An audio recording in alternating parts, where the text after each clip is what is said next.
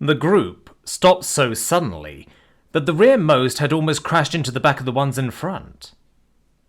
Josh, the human, was slouching in front of the gate to the small Chat-Hat domed farm, idly tossing a power cell from between his hands as he looked down at Sub-Commander Artura and the dozen Vrevonian enforcers getting their legs untangled. "Stand aside, Terran."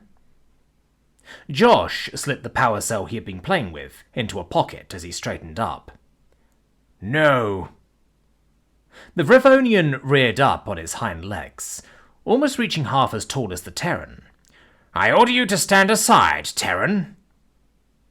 Josh shifted slightly, one hand close to the grip of the kinetic slugger, hanging at his hip. "Won't. We have no quarrel with you or with Terra." The human grinned as he looked at the sub-commander. "I might not agree with that statement, Artura." The Vrevonian hissed, scales chattering as he tried to step past the Terran. Josh took a step to the side, blocking the way. "We do have a quarrel with the Chathathians. Let us pass."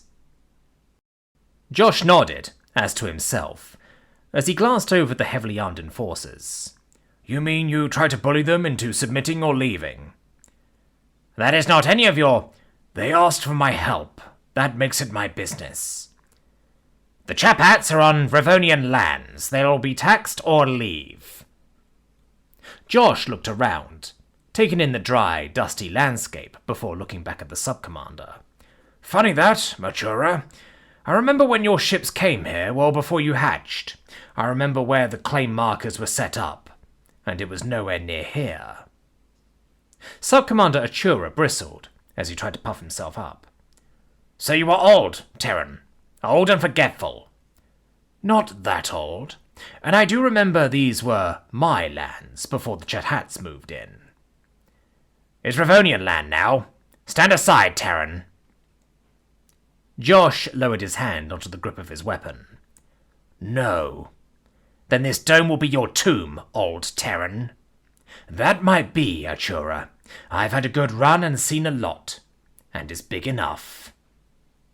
Sub-Commander Artura looked back at his enforcers, as if to make sure they were still there before looking back at the human. "What do you mean, Terran?" Josh grinned wider as he slipped his slugger from his holster. "Plenty of room in this tomb for the both of us."